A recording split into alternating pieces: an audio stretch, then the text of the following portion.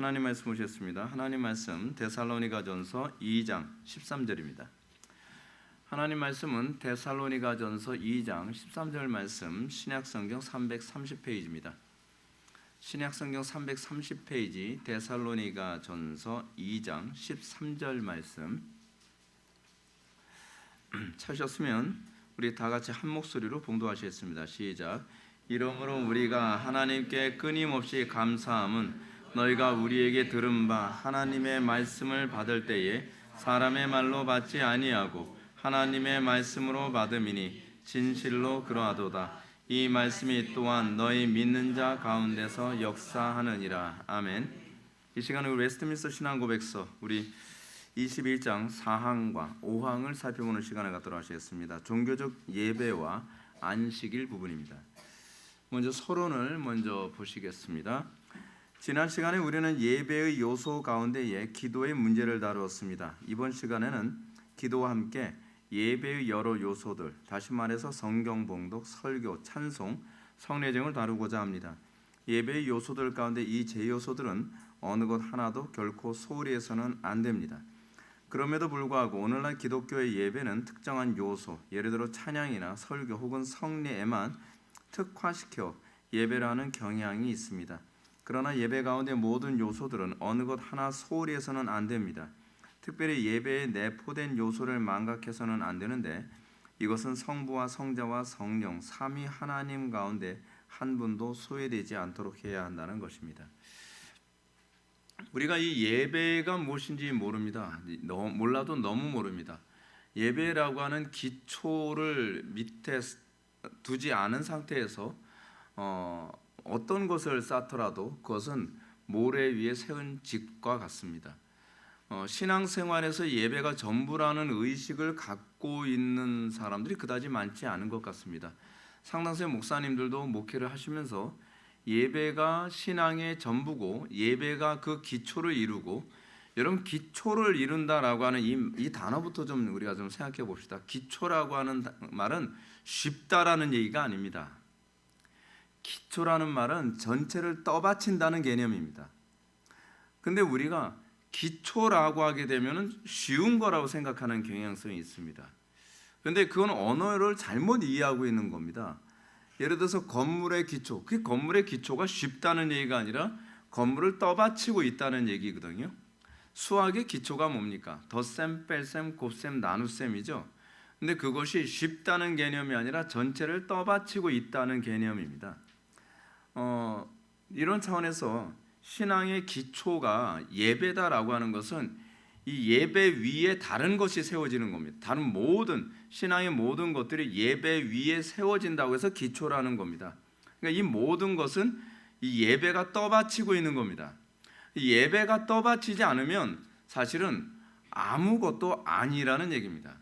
예배가 기반이 되지 않은 상태에서 가정은 사실은 기초가 없이 허물어지는 겁니다.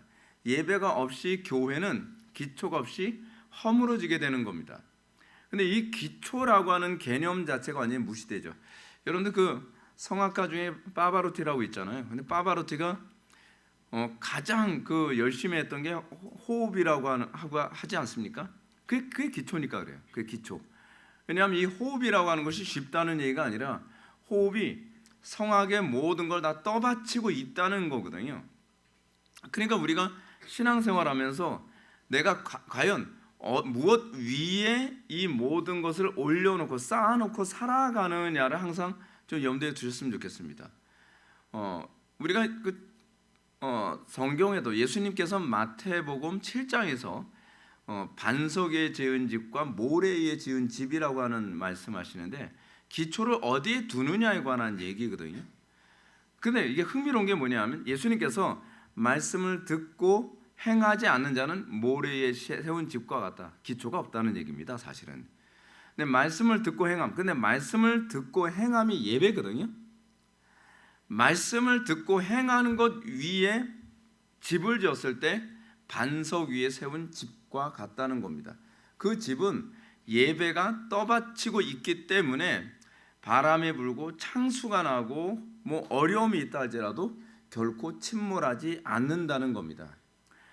그래서 여러분들 어려움이 있을 때 예배 등한시하면 안 됩니다. 오히려 어려움이 있을 때 예배에 충실해야만 합니다.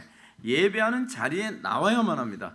제가 속이 터지는 게 뭐냐면 어려움이 있어서 예배 안 나온대요. 야, 이거 진짜 자살골이죠. 자살골. 그렇지 않습니까?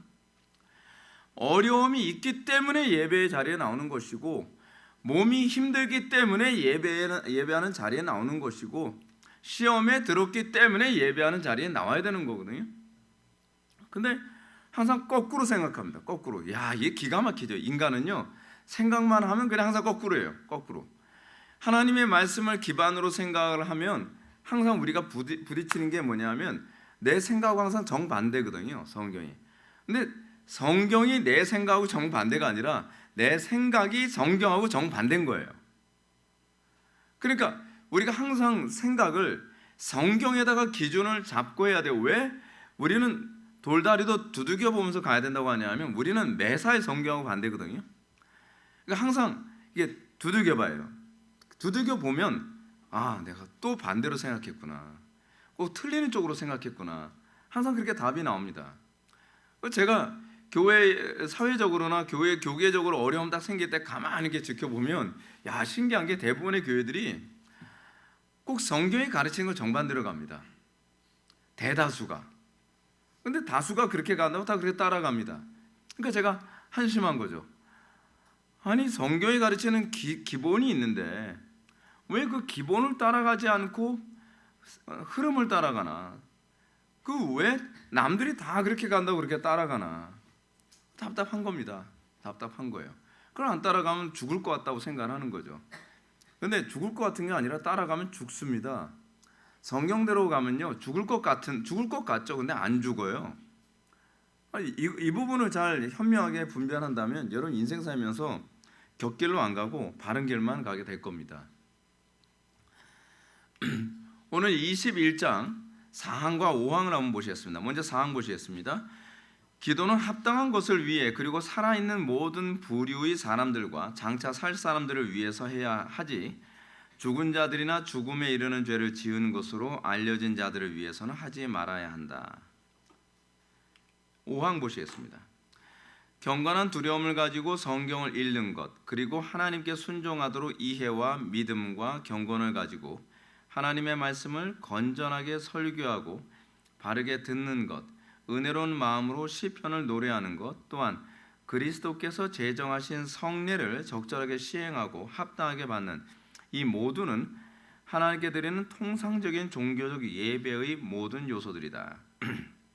이 외에도 종교적 맹세, 서원, 엄숙한 금식, 특별한 경우에 드리는 감사가 있다. 이것들은 여러 차례 그리고 절기를 따라 거룩하고 종교적인 방식으로 사용되어야 한다. 제가 이제 오늘 이 부분에 관해서 얘기하기 전에 제가 좀 한 가지 좀 여러분들하고 나누고 싶은 게 있어서 요거 먼저 얘기하고 그 다음에 오늘 이 신앙 고백서를 좀 나누고자 합니다. 그건 뭐냐면 제가 이번에 사도행전을 보면서 새롭게 눈을 뜬 게 하나 있습니다. 그것이 뭐냐면 아, 이제껏 우리가 전도를 너무 잘못했구나라고 하는 걸 제가 눈을 뜨게 됐습니다. 왜 이제껏 하나님께서 나한테 이 부분을 안 보여주셨을까? 근데 이번에 제가 사도행전을 읽는데 사도행전에서 아, 사도들은 전도를 우리하고 완전히 다르게 하셨구나라고 하는 걸 제가 깨닫게 됐어요. 그것이 뭐냐면 여러분들은 우리는 항상 이렇습니다. 우리는 고정관념에 되게 익숙해서 당연히 그래야 된다고 생각을 하거든요. 그리고 당연히 사도들은 그렇게 전도했을 거라고 생각을 합니다. 여러분들 요즘에 우리나라 사회 안에서 기독교인들 전도하는 게 뭐죠? 무턱대고 아무한테나 찾아가서 막 아파트 문 열고 그리고 들어가서 막 무례하게 거짓말하든 뭐라든 해서 그래서 들어가고 전철 안에서 사람들 막 피곤해 찌들어 있는데 그 복잡한 데에서 막 떠들고 막 귀가 터지게 막 떠들고 막 돌아다니면서 예수 천당 불신종 막 용감하게 외치면 사람들이 전도를 받는 것 같고 또 캠퍼스에서 아무 관심도 없는데 그냥 기타 딩가딩가 치면서 뭐 예수 믿으세요 뭐 하면 다 예수 믿는 줄 알고 그래서 뭐라고 얘기합니까? 아, 이 중에서 택함 받은 사람 있으면 듣고 예수 믿을 거예요. 뭐 듣고 예수 믿게 하겠죠. 근데 또 그런 케이스도 있어요. 근데 그런 케이스는 그게 옳았기 때문이 아니라 진짜 택한 백성이기 때문에 하나님께서 그런 방법을 사용하신 것뿐이에요. 예를 든다면 여러분 영적 기도가 옳기 때문에 하나님께서 쓰시는 것이 아니라 영적 기도가 옳지 않음에도 불구하고 하나님께서는 때로는 택한 백성들을 구원하시기 위해서 그 복음의 요소를 사용해서 그 사람을 구원하시기도 하시죠. 근데 우리는 자꾸 그렇게도 이렇게 해서 구원받은 케이스가, 그러니까 이런 거죠. 무례하게 전도를 했는데 무례하게 전도해서 전도를 하는 가운데서도 누군가가 예수를 믿게 됐어요. 그런 사람들이 이렇게 우겨대기 시작합니다. 당신이 틀렸다고 하지만 내가 전도해서 예수 믿는 사람 몇 명이나 되는 줄 아냐. 그렇게 함부로 정죄하지 마라. 그럼 여러분들 뭐라고 반박하겠습니까? 몇 명이 당신 때문에 예수 믿었는데요? 한 10명은 믿었을 거다. 그럼 제가 이제 저는 이렇게 말합니다. 그러면 한 100명은 실족했겠네요. 여러분, 우리는 왜 한쪽만 생각을 합니까? 성경은요, 몇 명 전도했느냐만 관심 있는 것이 아니라 몇 명을 실족시키면 안 된다도 얘기하거든요. 어린 소자 하나를 실족시키면 그거는 천하보다 귀중한 영혼을 실족시킨 거예요. 그러니까 우리가 항상 여러분들 그런 얘기하게 되면 항상 그렇게 반박하십시오. 당신이 10명을 전도하는 그 가운데 몇 명을 실족시켰는지 생각해 봤냐고. 여러분 제가 말씀드렸잖아요. 동성애 반대 집회 막 그런 데 가게 되면은 한쪽에서 막 동성애 막 그거를 어떻게 하냐 막으려고 애를 많이 쓰는데 한쪽에서는 어떤 사람이 있어요? 십자가를 메고 가는 사람이 있죠. 전도 한마디도 안 해요. 말 한마디도 안 해요. 얼굴에 이렇게 매직으로 이렇게 수염 이렇게 칠하고 가시면령 같은 거 뭐 하나 뒤집어 쓰고 어디서 이렇게 세마포 같은 거 하나 또 구했는지 그 원피스 하나 입고 그리고 십자가 너무 무거우니까 끌고 다니기 힘들잖아요. 그래서 십자가 끝부분에다 바퀴 하나 달고 그래서 끌고 왔다 갔다 그 더운 날 왔다 갔다 갔다 왔다 한쪽에서는 막 동성애 반대한다고 막 애쓰고 그러는데 이 사람 뭐 아랑곳 없어요. 그냥 침묵하면 열심히 왔다 갔다. 제가 이렇게 가만히 보면서 뭐 하는 거지? 아니 뭐 동성애를 반대한다는 거야? 아니면 전도를 한다는 거야? 도대체 뭔지 모르겠어요. 자기가 예수님인 줄 알아요. 자기가 그냥 왔다 갔다 하는 거예요. 도대체 근데 그 사람 참 뭐에 사로잡힌 사람 같아요. 그 더운 날씨에 몇 시간을 왔다 갔다 해요. 몇 시간을. 여러분 그런 사도들은 어떻게 전도했을까요? 사도행전 그 1장 2장부터 보게 되면은 베드로가 아무 때나 전도하지 않았습니다. 오순절날 성령 강림 때 성령이 다 임해서 많은 사람들한테 방언이 터지거든요. 방언이 터지니까 그 중에 어떤 유대인이 이런 얘기를 합니다. 저들이 새 술에 취했구나. 새 술에 취했다라고 비아냥거립니다. 그때 그런 비아냥이나 또는 그것에 대한 의문을 갖고 있는 걸 기반으로 해서 비로소 베드로가 말을 합니다. 그것이 아니라. 그러니까 항상 이 신약 성경을 가만히 보면 예수님의 전도 방식이나 사도들의 전도 방식을 보면 항상 들을 준비가 되어 있는 사람에게 전도를 합니다. 그 들을 준비라고 하는 건 기독교에 대해서 부정적인 생각 때문에 공격하려고 하는 사람도 있고요. 때로는 의문 때문에 질문을 하는 사람이 있고요. 이게 어쨌든 간에 그들이 복음을 들을 수 있는 어떤 찬스가 되는 그 기회를 놓치지 않는 거예요. 그러니까 성경은 베드로전서 3장에서도 보게 되면 베드로가 뭐라고 얘기하냐면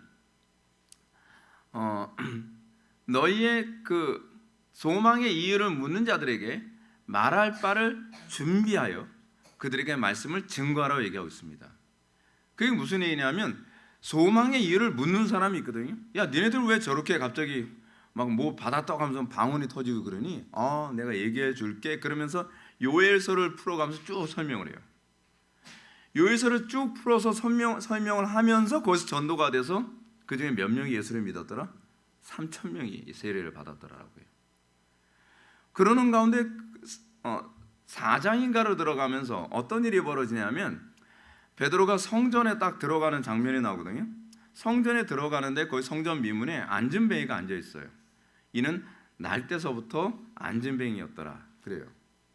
근데 베드로가 딱 그 구걸한 사람 난쟁이를 딱 안진뱅이를 딱 보면 난쟁이가 커지면 진짜 이건 엄청난 겁니다. 진짜 안진뱅이를 딱 보면서 금관 4개 없으니 4개 있는 건 4개 주리 곧 나사렛 예수님으로 명하는 일어나 걸으라. 딱 일어났어요. 그 사람들이 다 난리가 난 거예요. 난리가. 근데 여러분 난리가 났는데 거기서 그럼 베드로가 여러분들 내 설교를 한번 들어보시죠 하면서 거기서 성전 미문에서 딱 서서 설교했을 것 같죠? 아니에요. 어떻게 했나 보시죠. 사도행전 한번 좀 보시기 바랍니다.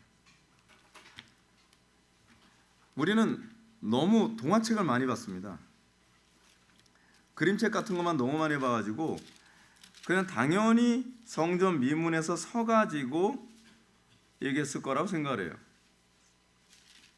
근데 3장을 보시게 되면, 그러니까 베드로가 제9식 기도 시간에 성전에 올라가다가 먼저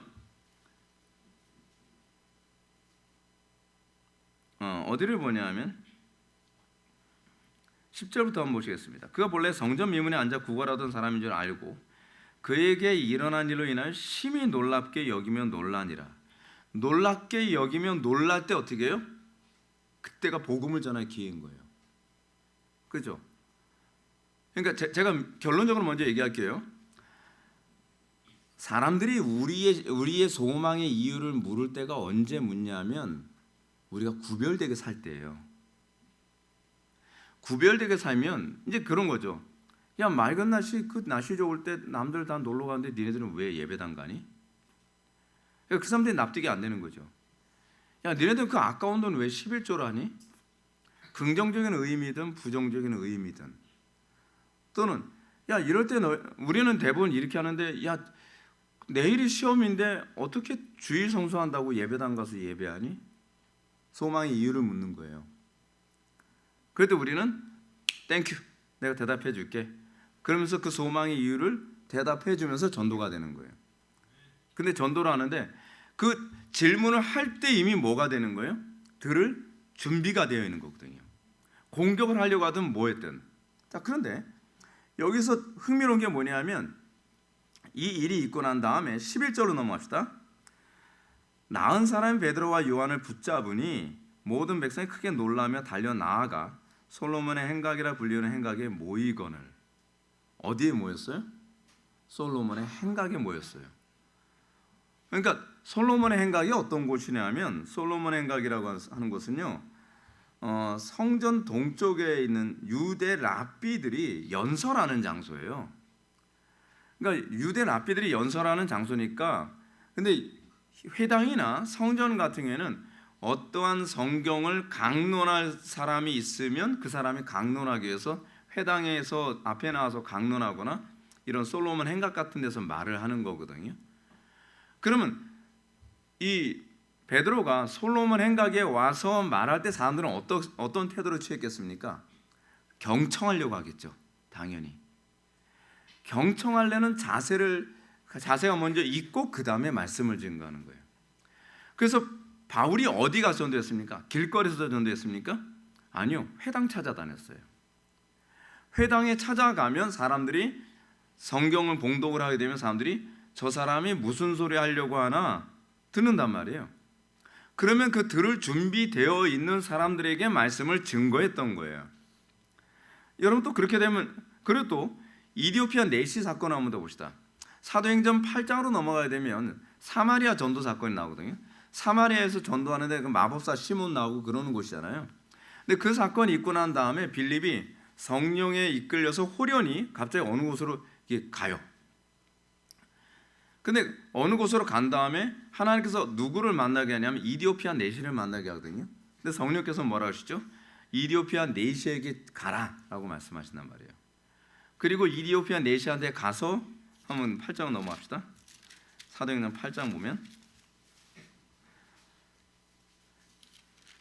이디오피아 내시한테 가는데 29절, 성령이 빌립더로 이르되 이 수레에 가까이 나아가라 하시거늘. 30절, 빌립이 달려가서 선지자 이사야의 글을 읽는 것을 듣고, 뭐예요? 선지자 이사야의 글을 읽는 것을 들었어요. 듣고 난 다음에 묻는 거죠. 읽는 것을 깨닫느냐?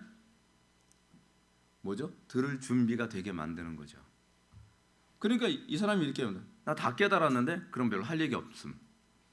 또는 다 깨달았는데 그럼 진짜 그 깨달은 걸까요? 하면서 이렇게 얘기를 하는 거죠. 그러면서 상대방이 들을 수 있는 준비가 먼저 되는 거예요. 근데 내시가 그런 거죠. 지도해 주는 사람이 없으니 어찌 깨달을 수 있느냐 하고 빌립을 청하여 술에 올라가 앉으라 하니라. 그리고 나서 복음을 전하면서 세례받게 하고 호련히 사라진 거예요. 그럼 우리는 뭐 바울은 뭐 아무 데서나 막 외쳤던 것 같은데요. 여러분, 그게 옛날에 헐리우드 영화에서 복음 전도자들을 그 우스꽝스럽게 표현하기 위해서 그런 장면을 많이 만들었거든요. 막 사람들 막 길거리에서 또는 시장 바다에서 막 듣지도 않는데 막 성경 들고 여러분 예수 믿으세요 막 이렇게 얘기해. 종말이 가까이 왔습니다 막. 근데 실제로 사도들은 그렇게 안 했다는 거예요. 실제 사도들은. 그럼 어떻게 했느냐? 여러분, 바울이 어디 또 가서 전도했냐면 아덴에 갔을 때 아레오바고에서 전도를 했거든요. 근데 아레오바고에서 전도할 때 그 아레오바고는 어떤 곳이냐면 헬라인들이, 그러니까 이방인들이죠. 이방인들이 항상 새로운 지식을 듣기 위해 모이는 곳이에요. 제가 이제 아레오바고를 갔었는데 아레오바고가 파르테논 신전 한 중턱쯤에 있어요. 파르테논 신전 그 중턱쯤에 있고 그 아레오바고 맞은편쯤인가, 저도 이제 기억이 가물가물한데 하여간 그 근처에 뭐가 있냐면 소크라테스가 갇혔던 감옥이, 동굴 감옥이 거기 있어요. 그래서 관광객들이 이제 거기서 막 이제 설명해주고 이제 그러거든요. 근데 아레오바고에 그 큰 바위 같은 데가 있는데 그 위에 뭘 연설하려고 그러면 사람들이 다 쳐다봐요. 왜 쳐다보냐면 그 당시 헬라인들은 새로운 철학을 배우는 걸 되게 좋아했거든요. 그러니까 바울이 그 아레오바고에 딱 서니까 저 말쟁이가 또 무슨 새로운 지식을 우리에게 전해주나 한번 보자. 그럼 뭐죠? 들을 준비가 되어 있는 거예요. 그리고 또 하나 뭐냐면 때로는 전도하는 사람들이 어디로 갔냐면 아고라에 가기도 하거든요. 아고라가 소위 시장 같은 곳이에요. 근데 시장이 우리가 생각하는 것처럼 생선 팔고 뭐 그런 차원에서 시장이 아니라 그리스나 로마 시대에서의 아고라는 어떤 곳이냐면 토론 장소였어요. 정치의 정보를 듣고 그리고 새로운 이슈를 가지고서 토론하고 어떤 사람이 새로운 지식을 얘기해야 되면 그 얘기 들으면서 정보를 얻고 일종의 거기가 매스컴 같은 역할을 했던 곳이거든요. 그래서 우리가 생각하는 것처럼 아무 데서나 막 떠들고 돌아다니는 것이 아니라 누군가가 항상 들을 수 있는 그런 조건이나 그런 여건 안에서 전도를 한 겁니다. 그러니까 우리는 예를 든다면 베드로가 감옥에 갇혔습니다. 감옥에 갇혔는데 감옥에 이게 죄수들한테 난데없이 막 전도하고 그런 게 아니에요. 간수한테 너 간수 일로 와봐. 자식이 나를 감옥에 가서 그래도 일단 전도 한번 해자. 그게 아니란 말이에요. 뭐부터 시작합니까? 옥문이 열리고 이 사람들이 정말 복음의 귀를 기울일 수밖에 없는 그런 여건이 딱 됐을 때 그때 그 사람들한테 복음을 또 전하는 거예요. 그러니까 여러분, 우리가 전도를 한다고 했을 때 전도를 어떤 방식으로 하는가를 기억을 해야 되는데 이거죠. 이미 우리가 복음을 전하려고 하는데 들을 귀를 아예 막게 만들어버려요. 그런 경우 얼마나 많이 있습니까? 예를 든다면 전철 안에서 고래고래 소리를 지르면 전철 안에서 사람들이 들을 준비가 돼 있는 곳입니까? 사람들이 피곤에 찌들어가지고요 전철 안에서 그냥 조용히 있고 싶은 거예요. 팔짱 끼고서 가만히 자거나 그렇지 않으면은 아예 이어폰 꽂고 스마트폰으로 뭐 영화를 보든 뭐하든 뭐 외부에 관심이 없어요. 근데 그렇게 막 피곤해서 어떤 사람은 막 전철에서 이거 잡고서 막 피곤해서 막 꾸벅꾸벅 졸면서 가고 있는데 거기서 고래고래 소리를 지르면 들리겠냐고요. 아니잖아요. 그러니까 저도 이제 지나고 나서 생각해 보면 어떤 사람한테 복음이 먹혀 들어왔냐면 듣고 싶어하는 사람한테 복음이 먹혀 들어가더라고요. 예수님도 안 들으려고 하는 사람한테 굳이 막 전도하지 않았습니다. 예를 들어서 바리새인들이나 사두개인들에게는 전도가 아니라 따끔한 말씀을 하셨죠, 오히려요. 그러면서 항상 우리의 소망의 이유를 묻는 자들이 어떻게 나한테 질문할 것인가를 항상 준비하는 거예요. 그러면 어떻게 해야 돼요? 우리가요. 신학적으로 중무장해 있어야 돼요. 어떤 질문에도 다 대답해 줄 수 있어야 돼요. 그러니까 제가 대학생들이나 젊은 아이들을 만나서 대화를 나누면 걔네들이 기독교에 대한 불만이 상당히 많아요. 그리고 기독교에 대해서 오해하고 있는 게 상당히 많아요. 근데 걔네들한테 전도할 때는 예수 믿어, 야 그래도 예수 믿어야 돼, 그게 아니라 걔네들이 질문하면 대답해 줘. 그래서 여러분 사도행전에서 전도라고 번역된 그 구절 있잖아요. 전도라고 번역된 구절이 preaching이라고 돼 있고요. 그리고 또 debate라고 돼 있어요. 토론한 거예요. 토론. 그러니까 사람들이 막 기독교는 요즘 왜 그래요? 내가 설명해 줄게요. 그게 기독교가 아니에요. 성경은 원래 이렇게. 오, 그래요? 그럼 이건요? 또 이게 다 얘기해 주는 거죠. 근데 그런 대화를 한 10분, 20분, 30분, 40분 대화 나누잖아요. 점점 애들이 달라져요. 그러니까 저는 대학생들이나 이렇게 젊은 사람들이 저한테 막 공격적으로 막 질문을 퍼보면 딱 걸렸어, 속으로. 너무 좋은 거예요. 그렇지 않아도 해주고 싶은 얘기가 너무 많은데 계속 질문을 퍼버대니까 기분이 나빠서 해도 상관이 없어요. 오히려 더 해주고 싶은 얘기 더 많이 할 수 있으니까. 그렇게 그러면서 전도가 되는 겁니다. 그러려면 우리에게 무엇이 준비되어야 되냐면, 안 믿는 사람들이 봤을 때 왜 기독교인들은 저렇게 살지? 라고 하는 것에 대한 의문을 갖는 구별됨이 있어야 돼요. 안 믿는 애들하고 똑같이 살아가면서 그러면서 어떻게 해요? 그러면서 전도를 하려고 해요. 그러면 안 믿는 애들이 뭐라 그랬습니까? 너나 잘하세요, 그러지 않겠어요? 그러니까 전도가 안 되는 거예요. 초대교회 당시에 사람들이 사도들의 말에 자꾸 귀를 기울였던 게 뭐냐면, 쟤네들은 왜 우리하고 다르지? 왜 쟤네들은 생각이 우리하고 다르지? 쟤네들은 우리하고 왜 행동이 다르지? 그러면서 자꾸 질문을 던지고 궁금해하면서 그러면서 복음에 마음을 여는 거거든요. 여러분, 루디아가 전도를 어디서 받았는지 아십니까? 빨래터에서. 빨래터. 그 빨래터가 아줌마들 모여서 대화 나누는 장소거든요. 그렇죠? 근데 거기 가서 그럼 빨래터에서 아줌마들하고 대화 나누면서 복음을 전했더니 루디아가 마음문을 열고 복음을 받아들였더라라고 얘기하잖아요.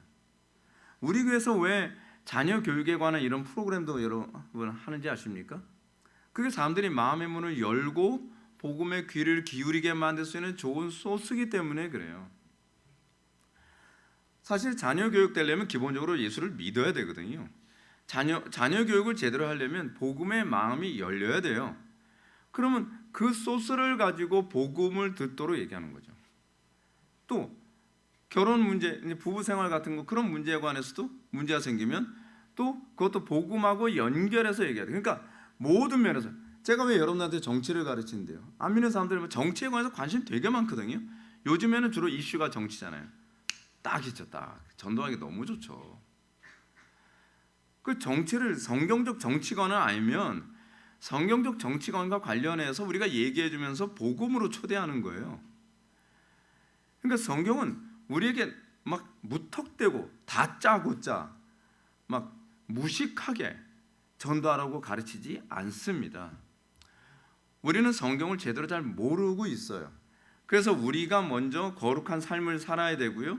우리의 삶에서 안 믿는 사람들이 오히려 충돌을 일으키게 되는 상황이 됐을 때 그것이 전도할 수 있는 기회를 만든다는 걸 알아야만 합니다. 그렇잖아요? 직장생활 하면서 야, 너는 왜 남들 다 봤는데 너는 왜 뇌물 안 받냐? 그러면 오케이 하면서 또 얘기가 나는 거예요. 네. 또 이런 질문 또 나올 수 있죠. 너희들은, 그러니까 예를 들어서 그 사람들은 이제 안 믿는 사람들이 우리한테 그러죠. 야, 너희들은 왜 사회복지 얘기하고 그러는데 왜 좌파를 싫어해? 그래서 오케이, 잘 됐다. 그럼 또 할 얘기가 또 너무 많은 거예요. 우리가 국진당을 좋아해서 그런 게 아니야. 걔네들 우리의 짐이거든. 그래서 오히려 막 설명해 가는 거예요.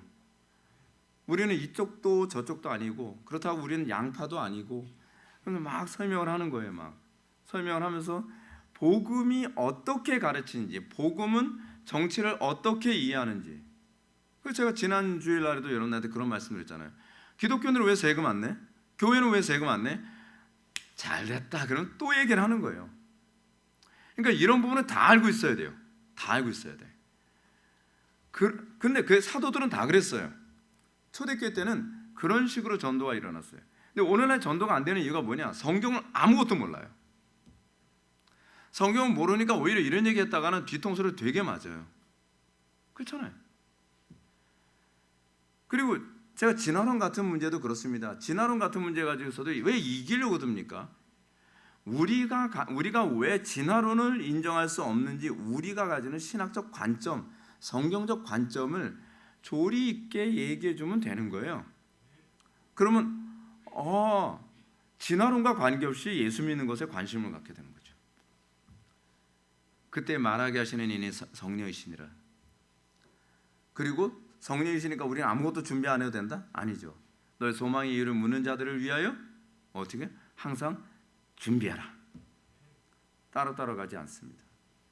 오늘 할 얘기 많으니까 빨리 진도 나가야겠어요. 자, 오늘 기도는 현실을 위한 은혜 수단이다. 여러분 신앙생활에 있어서 기도만큼 현실적인 은혜의 방편이 없습니다. 먼저 볼까요? 기도는 합당한 것을 위해 그리고 살아있는 모든 부류의 사람들과 장차 살 사람들을 위해서 해야지 죽은 자들이나 죽음에 이르는 죄를 지은 것으로 알려진 자들을 위해서 하지 말아야 한다. 기도만큼 현실적인 게 없습니다. 그런데 여러분 신앙이 가짜인 사람들의 특징이 뭐냐면 신앙생활의 모든 요소를 아주 피상적으로 사용합니다. 그러니까 여러분 우리는 예수를 왜 믿었습니까? 실질적인 이유 때문에 예수 믿는 거 아닙니까? 실질적인 효력을 기대하고 예수 믿는 것 아니에요? 제가 예수 믿은 이유가 전 그래서 그렇거든요. 여러분 어떤가요? 왜 우리는 기도를 하면서 그 기도의 효력이 별로 안 나타나고 기도의 효력을 별로 기대하지 않을까요? 그건 교만해서 그래요. 단편히 예를 한번 들어볼게요. 여러분들은 제가 설교 준비할 때마다 나는 뭐 설교 준비 원래 잘하니까 그러면은요 기도의 효력을 기대를 안 해요. 내 힘으로 안 되니까. 일단 기반이 그거예요. 내 힘으로 안 되니까 주여 영감 주십시오. 주여 이걸 어떻게 준비해야 될지, 문장을 어떻게 표현해야 될지 하나님 지혜 주시고, 본문을 어떻게 해석해야 될지 알게 하여 주시고.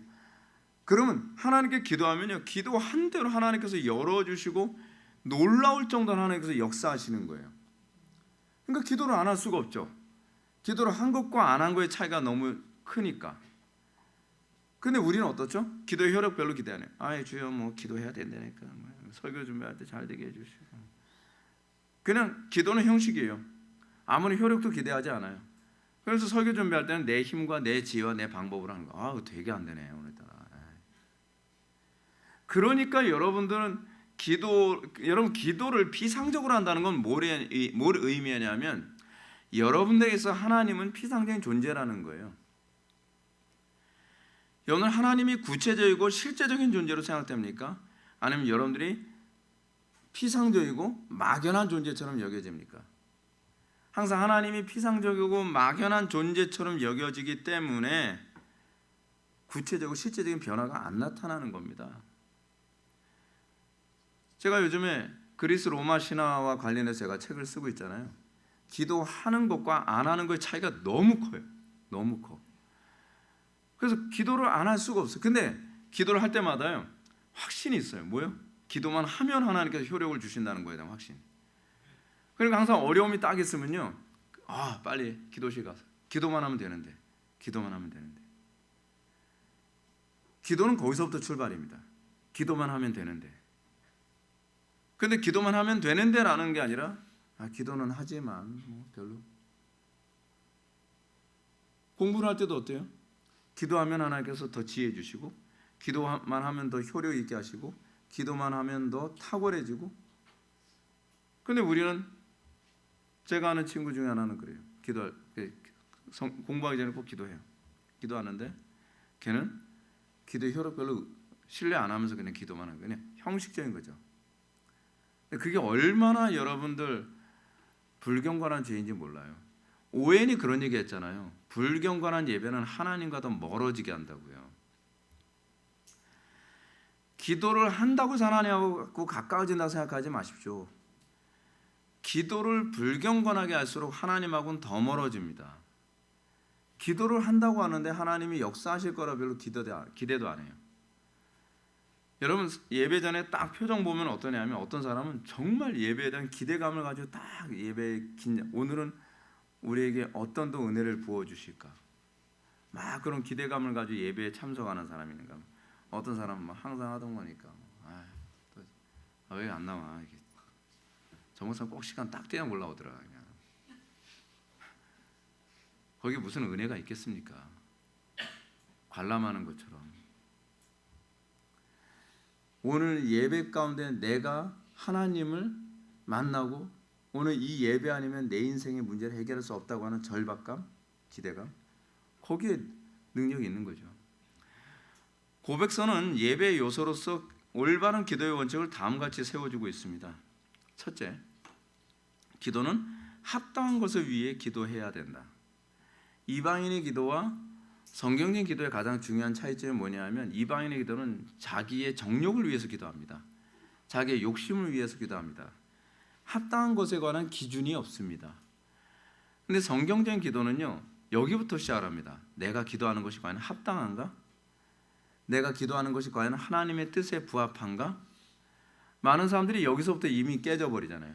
내가 구하는 것이 하나님의 뜻에 부합한지 부합하지 않는지조차도 관심이 없어요. 야고보서에서는 틀림없이 그렇게 얘기하잖아요. 너희들이 구하여도 얻지 못하면 정욕으로 쓰려고 잘못 구함이라. 잘못 구하면 응답이 없어요. 근데 잘못 구하면서 10년을 기도하면 뭐예요? 하나님하고 해보자는 겁니까? 누가 이기나? 아니 내가 아무리 기도해도 변화가 없으면 내가 뭔가 기도가 잘못됐나? 내가 잘못 구한 거 아닌가? 그런 점검이 들어가야 되잖아요. 근데 점검 안 들어가고 그냥 내 뜻을 그냥 주구장창 계속 구하는. 하나님 들어주시겠죠? No. 그 다음날 또 하나님 들어주시겠죠? No. No. No. 주님께서 계속 거절하시는데 10년 그냥 그건요 영적 감각이 없어서 그래요. 영적 감각이. 여러분들 기도하면서 나의 어떤 기도는 하나님께서 거절하신다는 거 여러분 느끼십니까? 저는 그걸 많이 느끼거든요. 저는 절박한데 하나님께 기도하면 하나님께서 그 기도를 거절하세요. 주님 너무하시네. 그래서 다른 기도하면서 막 불이 붙어서 막 임재가 가득해서 주님 지금이 찬스다. 지금 하나님하고 대화가 엄청 잘 되고 있는데 그래 이 기도다 딱 하면 하나님께서 No. 근데 그거를 10년 20년 기도하면 어떻게 해요? 하나님께서는 No인데. 기도는 내 뜻을 구하는 것이 아니라 하나님의 뜻을 구하는 거예요. 왜죠? 하나님의 뜻을 구하는 데 초점이 맞춰졌을 때 내가 성숙해져요. 수준이 있게 되어진단 말이에요. 둘째로 살아있는 모든 부류의 사람들과 장차 살 사람들을 위해서 해야 한다. 여러분 우리는 너무 막연하게 기도하지 않습니까? 여러분 천주교에서는요, 천주교가 왜 굉장히 이방 종교적이냐면 해봐야 소용없는 기도를 가르쳐요. 죽은 자를 위한 기도를 가르치잖아요. 그거 가지고 시간 낭비할 필요 없거든요. 성경 어디에 죽은 자를 위해서 기도하란 말이 어디 있습니까?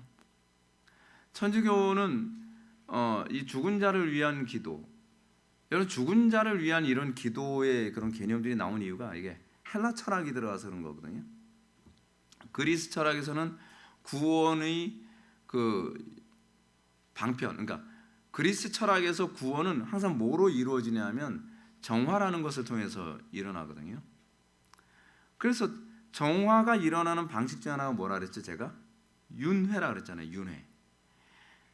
헬라 철학에서는 윤회를 가르치는 게 상당히 많아요. 그래서 피타고라스도 윤회를 믿었다니까요. 그래서 피타고라스나 그렇지 않으면 이 엠페도클레스 같은 사람들, 이 사람들은 다 윤회를 믿었어요. 플라톤도 윤회를 믿었어요. 플라톤의 그 철학이 사실은 종교화되어진 것이 바로 불교잖아요. 다 윤회를 믿었어요. 윤회를 왜 믿냐면 그 사람들은 사람이 구원받는 건 정화되어지는 과정을 통해서 구원받는다고 생각을 했거든요.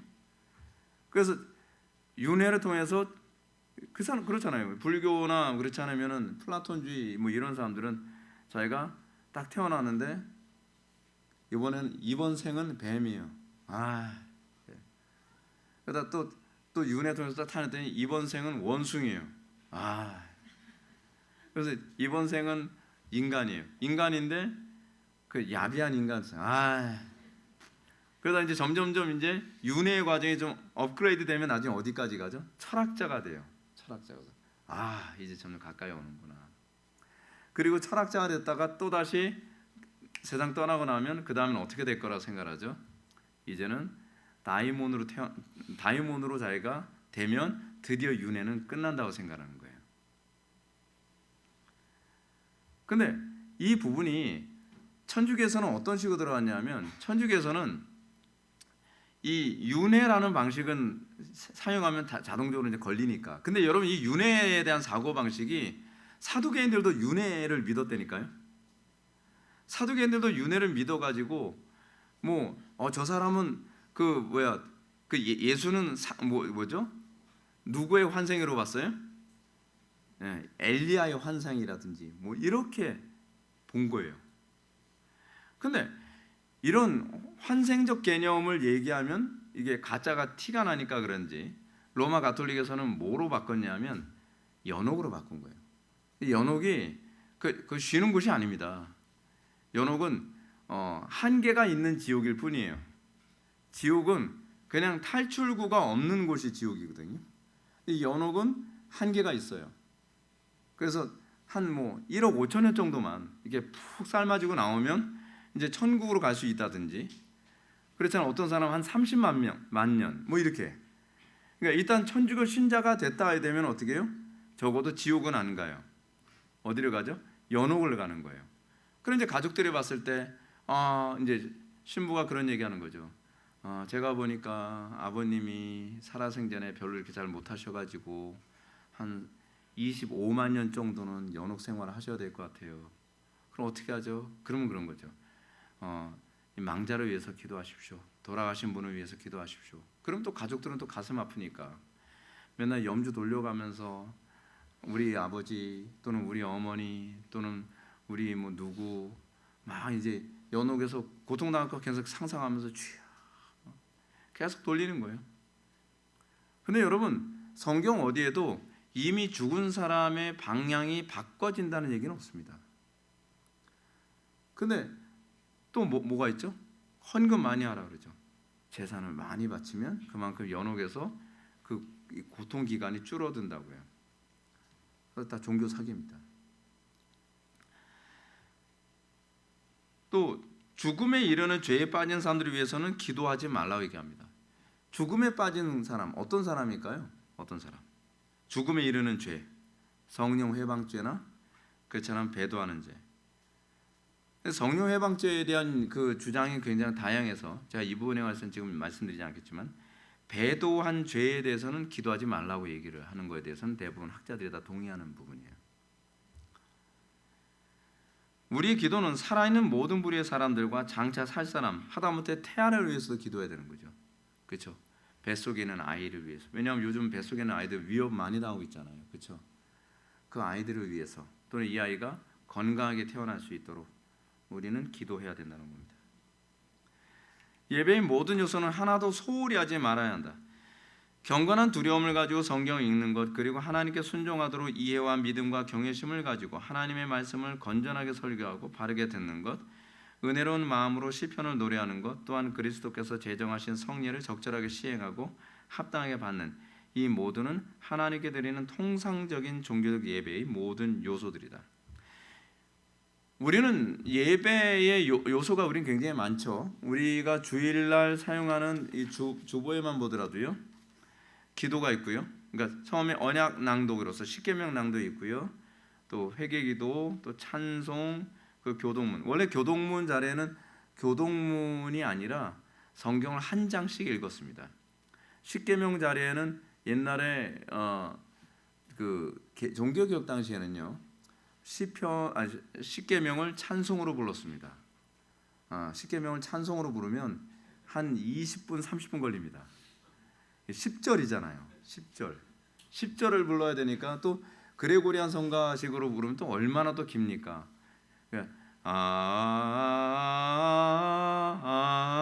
뭐 이런 식으로만 하니까 이게 1절 끝나는데 예를 들어 한 3분 걸린다 칩시다. 10절이면 몇 분이 걸린 거죠? 30분이 걸린 거예요. 그래서 우리 교회도 어떻게 할까?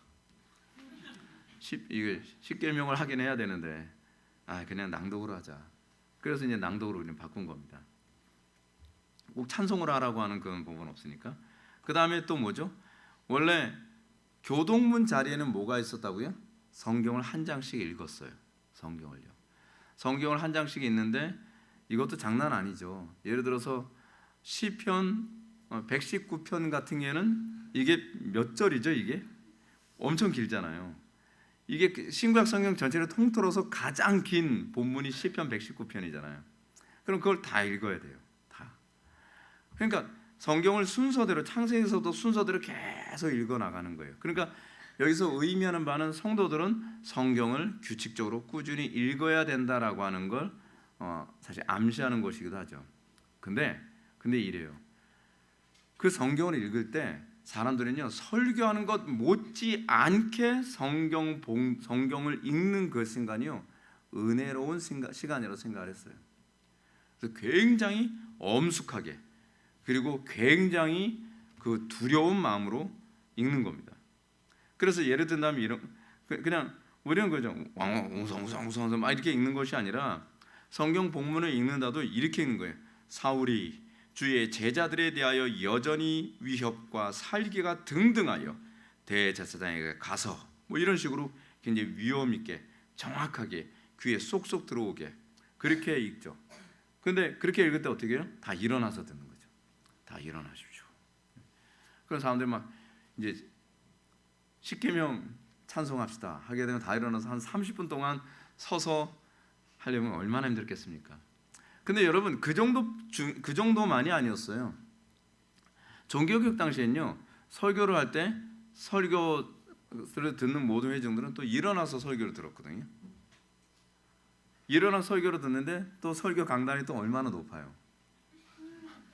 다 이렇게 제가 보기엔 이제 그림이 딱 나와요. 이러면서 좀 들었을 것 같아요, 사람들이. 그래서 실제로 제가 이제 영구에 갔더니 영구에서 이제 강단을 보게 되면 설교자가 이렇게 회전으로 이렇게 돌아서 이렇게 올라가는 강단이거든요. 그래서 이 계단을 이렇게 올라갈 정도니까 얼마나 높은지 몰라요. 근데 높게 한 이유가 있다 그랬죠. 모든 것의 최고의 권위는 말씀이다라고 하는 걸 사람들한테 각인시키기 위해서 일부러 강단을 높이 한 거예요. 근데 칼빈 같은 경우나 그 종교 개혁자들은 설교를 할 때 회중들을 쳐다보고 하지 않았다 그러죠. 왜냐하면 회중들이 설교자를 우상시할까봐 오히려 옆을 보고 이렇게 설교해야 돼요. 그 회중들이 이렇게 옆을. 기본적으로 옆모습이 좀 잘생겨야 될 것 같아요. 하여간 그 정도로 정확하게 사람들에게 하나님을 예배하도록 하기 위해서 얼마나 심혈을 기울였는지 모릅니다. 근데 우리는 어떻죠? 그냥 예배 요소 하나하나를 대충이에요. 그냥 여러분들 느끼시겠지만 우리가 주일 낮 예배할 때 제가 그 입내서부터 진짜 최선을 다해서 하잖아요. 그래서 제가 설교할 때는 목이 좀 맛이 가죠. 왜냐하면 예배의 모든 요소는 하나도 소홀히 해서는 안 되기 때문에 그래요. 찬양 하나를 하더라도 찬양을 하거나 기도를 하거나 교동문 여러분 교동문 하나, 그러니까 사도신경 하나조차도 우리 교회가 얼마나 신경 많이 썼는지 아시죠? 그냥 사도신경도 그냥 하게 되면 그냥 나는 전능하신 아버지 하나님 무슨 주문을 외우듯이 하잖아요. 그러니까 저는 이게 싫은 거예요. 그래서 이걸 아예 교동문으로 만들자. 사도신경을 왜 외우는지 매번 인식하기 위해서 그 성부께 대한 신앙 고백, 그 성자께 대한 신앙 고백, 성령께 대한 신앙 고백으로 교동문식으로 해서 이 부분을 진지하게 매번 참여하도록 만드는 거죠. 그리고 찬송, 이제 여기서 이제 그 다음에 찬송이라고 하는, 그러니까 성경 봉독 부분도요. 초대교회 때 우리가 종교개혁 당시의 성경 봉독도 항상 그랬죠. 우리 교회 그렇게 하지 않습니까? 하나님의 말씀을 봉독하겠습니다 하면서 회중들 다 일어나잖아요. 그게 왜냐하면 말씀에 대한 우리의 예의고 말씀을 어떤 자세로 들어야 되는가라고 하는 걸 사람들한테 회중들한테 잊지 않도록 하기 위해서요. 그래서 말씀이 선포되던 사람들이 두려운 마음으로 말씀을 듣고 성경 봉독이 끝나면 그 다음에 앉아서, 이건 괜히 배려 많이 한 겁니다, 여러분. 진짜 배려 많이 한 거예요. 설교도 여러분 일어서서 들으셔야 되는데, 그렇다고 이제 쓰지 마세요. 뒤에 있는 사람 안 보이니까. 예. 하여간 성경 봉독, 설교조차도 그렇습니다. 근데 이제 문제가 뭐냐면 시편을 찬양하는 것, 이 부분이에요. 웨스트민스터 신앙고백서에서는 은혜로운 마음으로 시편을 노래하는 것이라고 하는 부분을 얘기합니다. 그래서 개혁파 교회들이 시편 찬송을 거의 다 해야 된다고 생각하는 분들이 상당히 많이 있어요. 근데 이 부분에 대해서도요, 이론이 같은 개혁파 안에서도 이론이 다양합니다. 근데 저는 시편 찬송을 꼭 불러야 된다는 것에 대해서 저는 동의할 수가 없어요. 시편 찬송이 나쁘다는 얘기가 아니라 시편 찬송만 불러야 된다고 하는 그 고집을 저는 받아들일 수가 없다는 겁니다. 이제 대부분 시편 찬송을 불러야 된다는 이유 중에 하나는 뭐냐면 성경 말씀을 찬송을 하는 게 옳기 때문에라고 얘기를 하는 거죠. 그러면 제가 이렇게 반박을 하는 거죠. 그러면 사도신경은 개혁파 교회에서는 왜 외웁니까? 그렇죠? 예배 가운데 사도신경을 다 고백하거든요, 개혁파 교회들은. 근데 사도신경은 성경에 없잖아요. 성경에 없는 사도신경은 왜 고백합니까? 그 사도신경은 성경의 교리를 다 담고 있기 때문에. 그렇다면 우리가 찬송가를 부르는 게 뭐가 문제죠?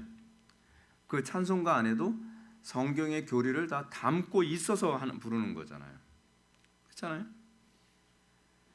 그러니까 반드시 시편만 불러야 된다라고 하는 건 일종의 저는 율법주의적 어떤 고집이라고 생각을 합니다.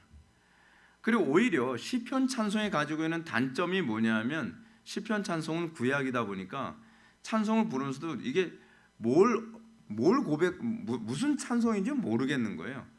시편은 설교를 해야만 알아듣습니다. 예를 들어서 시편 1편 같은 경우에는 무슨 찬양입니까? 그거 알파벳 찬송이거든요. 그리고 이제 소위 왕이 등극시와 관련인을 맺고 있어서 시편 1편과 시편 2편은 사실은 한 통이에요. 한 통이라는 걸 뭘로 알 수 있냐면 시편 1편, 우리는 시편 1편은 히브리어로 안 하고 우리는 한국말로 하잖아요. 복있는 사람은 악인의 꾀를 좇지 아니하고 뭐 죄인의 길에 서지 하는데, 사실은 시편 1편은 1절이 뭐죠? 알렙으로 시작해요. 알렙을 기반해서 이렇게 문장이 딱 만들어졌어요. 2절은 뭐죠? 영어로는 B죠. 히브리어는 bet로 시작해요. bet로 시작해서 딱. 그 다음에 3절은 김멜로 시작해요. C, 영어로 얘기하면 C가 되는 거죠. 그런 식으로 이 알파벳 C거든요. 알파벳 C.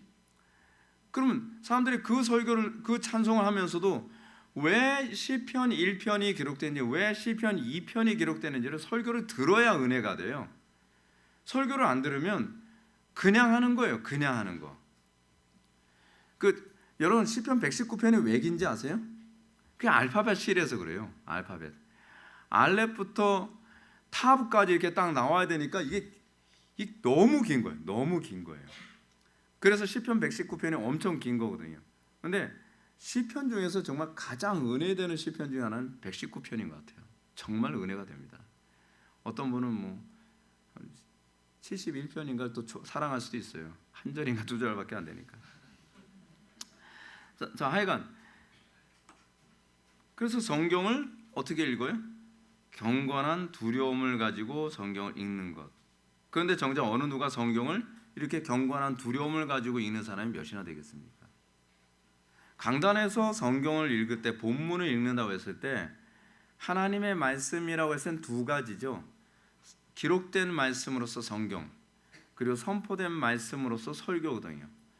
그러니까 종교개혁자들은 성경 본문을 정확하게 해석했다고 하면 그 설교는 성경과 동등한 권위를 가지고 있다라고 그렇게 보는 거죠. 그래서 우리는 성경 봉독을 할 때도 엄숙하게, 그리고 가볍지 않게, 그게 성경을 봉독해야만 합니다. 그리고 설교할 때도 설교 시간이 장난같이 느껴지지 않도록, 하나님의 임재가 선명하게 느껴질 수 있도록 그렇게 진지하게, 그리고 본문은 꼼꼼하게 정확하게 해석을 해서 그 설교가 성경과 동등한 권위가 나타나도록 설교해야 돼요. 하나님의 임재가요 그렇게 쉽게 임하는 게 아닙니다. 우리는 하나님의 임재가 무슨 뭐 기타 치고 뭐 신디사이저 누르고 뭐 음악 악기 막 드럼 두들기고 그러면 하나님의 임재가 막 오는 그런 식의 어떤 신의 임재가 온다고 생각한 사람들이 바로 무속인들이에요. 여러분들 주변에 무당 못 보시죠? 저 어렸을 때 우리 동네는 무당이 있었거든요. 무당이 맨날 덩덩덩덩 말이죠. 또 오늘 또 무슨 또 뭐 하나 보다. 그럼 막 그 옆집 아줌마거든요. 육현이 엄마인데 맨날 막 그럼 막 진짜 난리 다니고 맨날 내 타악기 두들기는 소리 막 온 동네가 시끌벅적이에요. 온 동네가. 그럼 그 동네는 이제 예수 안 믿는 사람들이 많으니까 사람들 다 구경 가는 거죠. 그러면 그 돼지 모가지 잘라가지고서 이 돼지 머리 이렇게 놓거든요. 그럼 거기다가 막 굿하고 막 딸랑딸랑 막 이러고 있으면 춤추고 있으면 거기다가 막 돼지 입에다가 이렇게 돈 막 집어넣고 막 비비고 막 그래요. 근데 그렇게 하면 신이 임한다고 생각했어요. 신이. 근데 여러분 성경은 하나님께서 그렇게 임하시는 분이 아니십니다. 우리 방식대로 하나님이 임하시는 분이 아니에요. 우리는 하나님 앞에 경건해야 되고 그리고 우리는 하나님 앞에 찬양 하나를 하더라도 전심을 다해서 찬양을 하고 기도를 하더라도 전심으로 기도를 하고 하나님의 말씀을 선포하더라도 정말 두렵고 떨림으로 정확하게 선포하는 가운데 하나님의 임재가 나타나는 겁니다. 그래서 두 번째가 하나님의 말씀을 건전하게 설교하고 바르게 듣는 것. 여기 한 가지 더 포함된 게 이거죠. 바르게 듣는 것. 설교하는 사람은 건전하게 설교해야 돼요. 이게 R.C. 스프라울이 이렇게 얘기합니다. 흥미로운 점은 이 신앙 고백서에서 신나고 흥미진진하고 유창하고 매혹적인 설교의 한마디도 언급하지 않았다는 것이다. 설교를 하는데 사용한 유일한 단어는 건전하니다. 오늘날 강단의 설교가 건전합니까? 제가 이름을 또 까먹었는데 요즘에 백석교단에서 그 어느 지역 노회장을 세운 여자 목사님이 있거든요. 님자를 붙여야 되나 말아야 되나? 근데 이 사람에 대해서 요번에 연한석 원장이 심각하다고 이제 얘기를 한 거예요. 사람 노동력을 착취하거든요. 그래서 어떤 여자가 그 교회에서 뭐 이렇게 막 반찬 가게 같은 걸 이제 그 교회에서 이제 운영을 하는 거예요.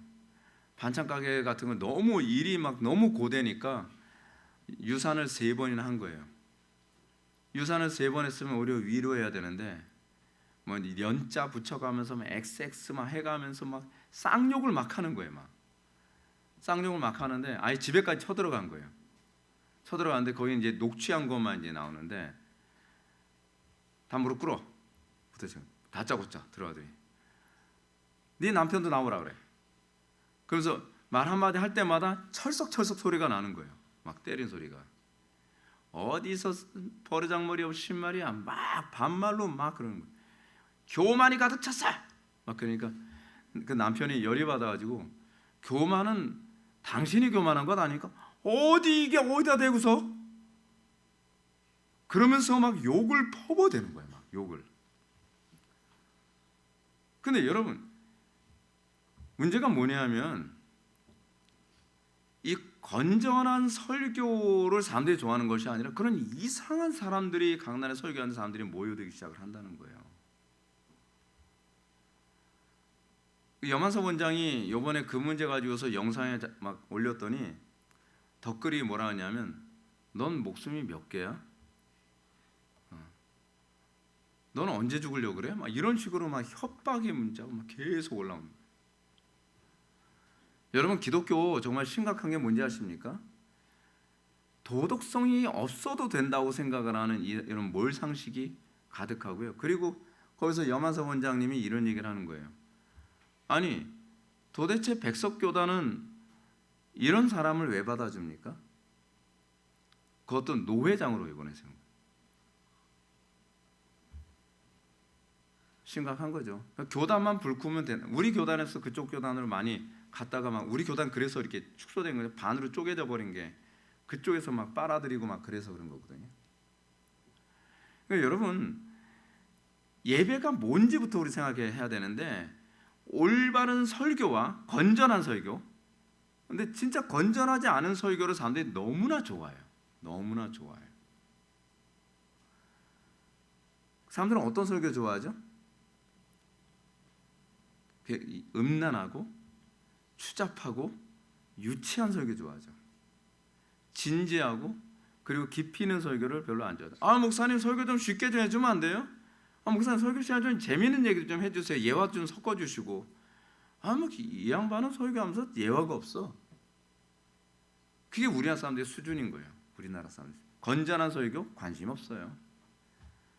그냥 재미있는 설교 찾아다니고. 진짜 제가 말로 표현을 못해서 그렇지 한국 교회에 진짜 우리나라 유명하다고 하는 그 분들 보게 되면은 강단에서 참 낯뜨거워서 할 수 없는 표현을 아무렇지도 않게 막 토해내는데 사람들이 그래서 웃으면서 박수치고 있어요. 저 사람들 제정신인가? 그건 신성모독입니다. 강단은요 거룩해야 됩니다. 강단은 진지해야 됩니다. 그리고 강단에서는 하나님의 말씀을 선포하는 데 있어서 건전해야 됩니다. 그리고 회중들은 그런 설교를 들어야 되고 그런 설교를 찾아다녀야 되고 그리고 바르게 들어야 됩니다. 바르게. 여러분들 우리 교회에서 어떤 분들은 이제 그렇게 생각할 수도 있어요.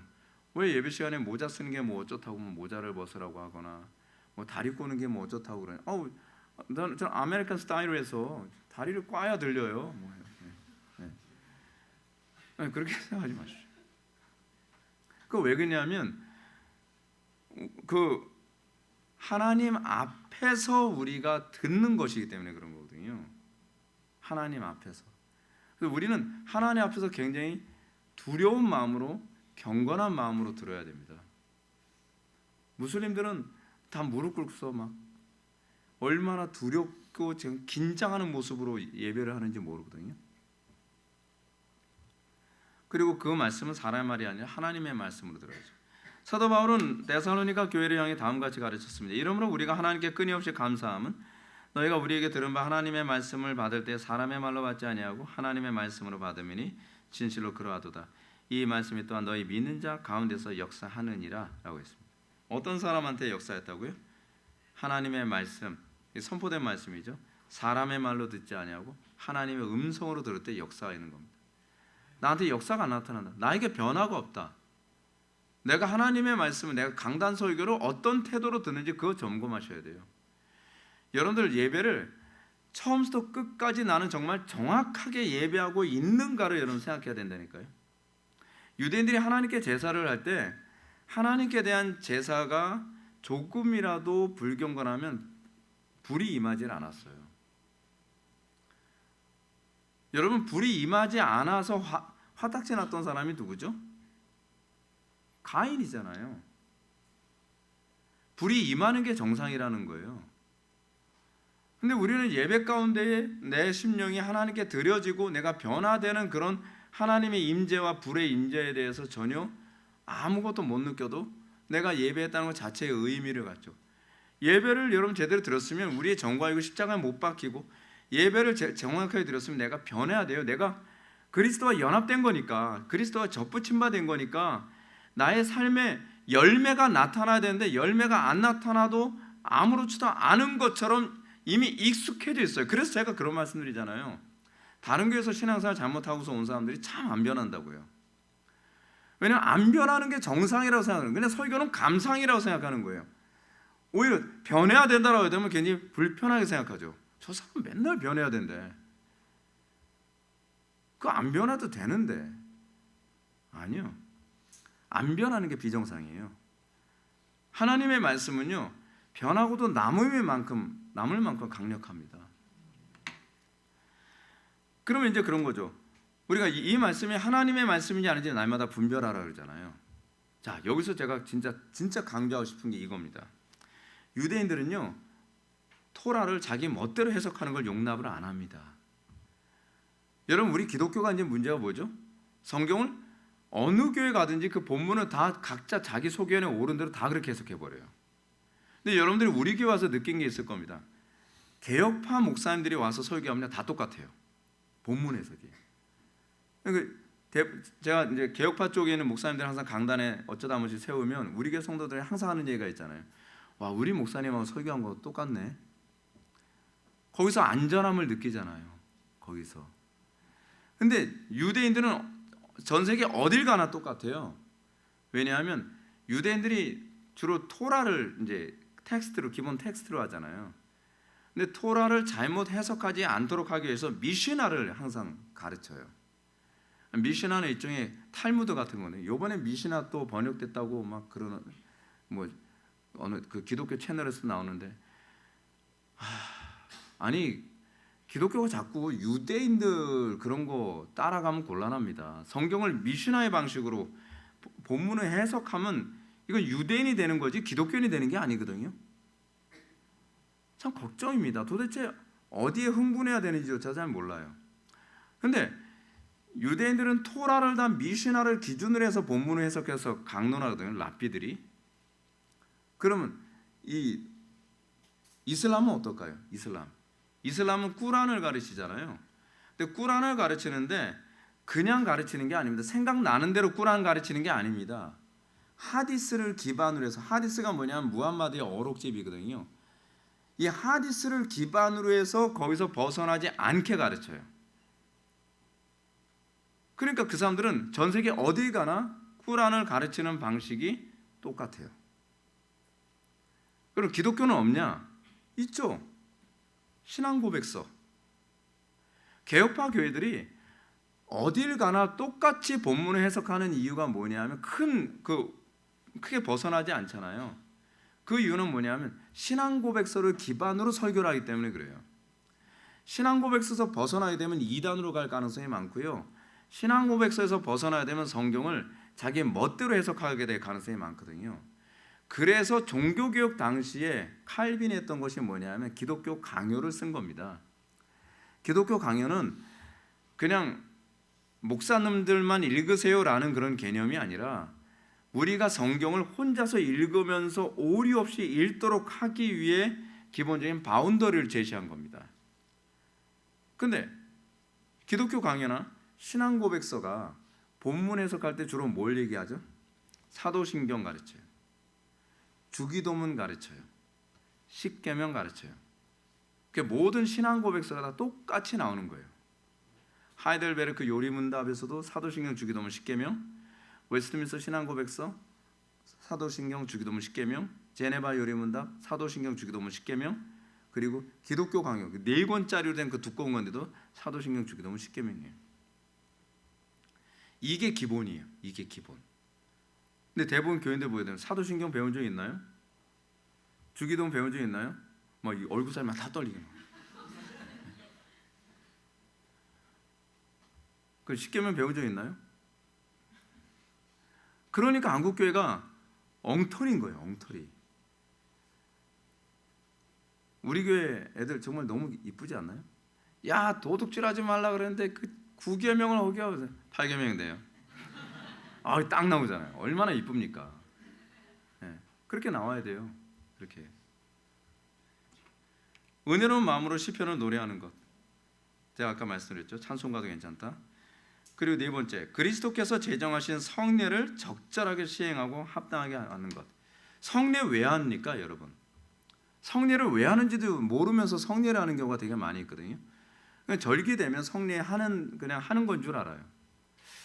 전 좀 이해가 안 돼요.